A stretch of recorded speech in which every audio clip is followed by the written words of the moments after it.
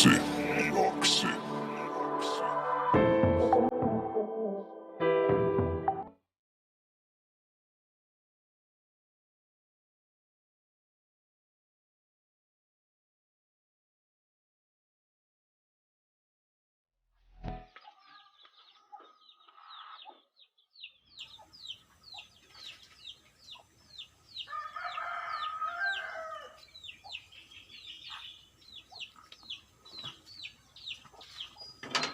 So magandang araw mga ka-MJ.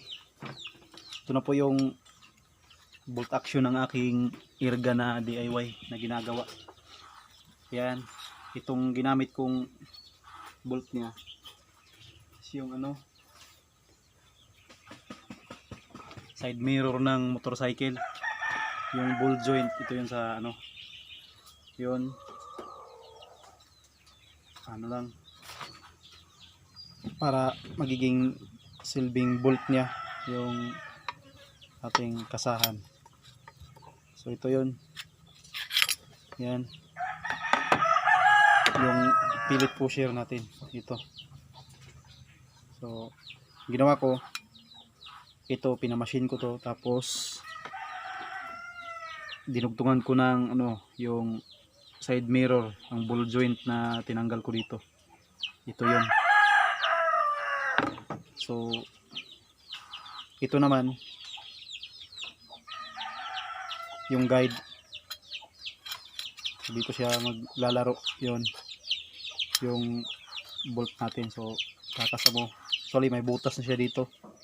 Yan mga ka-MJ, yan ang butas, naka-thread yan para kakabigay na yung hammer, iaangat niya dun sa sear natin. So, ganito yan. So yan, ito yung DIY natin na ito round tube lang na stainless na 3/4. Ito 3/4, ito ang size nito, yung ginawa nating housing. Ayan. So ang pilit pusher niya may o-ring, dalawang o-ring yan. Yan, ito yung o-ring niya. Yan mga ka-MJ. So ito yung pinaka niya, pantulak nung pillets. So maliit siya kay para yung hangin hindi babara, yung hangin hindi niya mababara yung hangin. Kailangan manipis lang.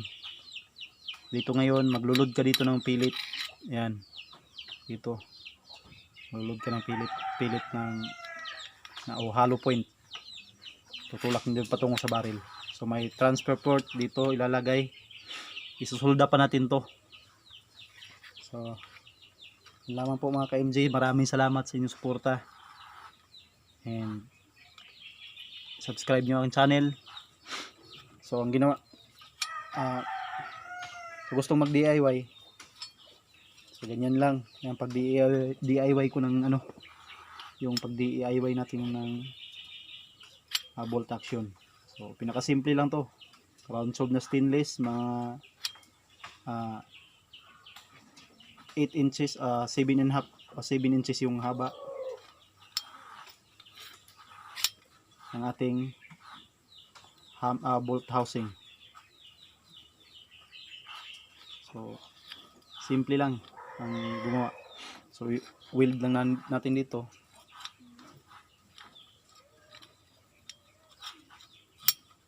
Yan. So maraming salamat mga ka-MJ.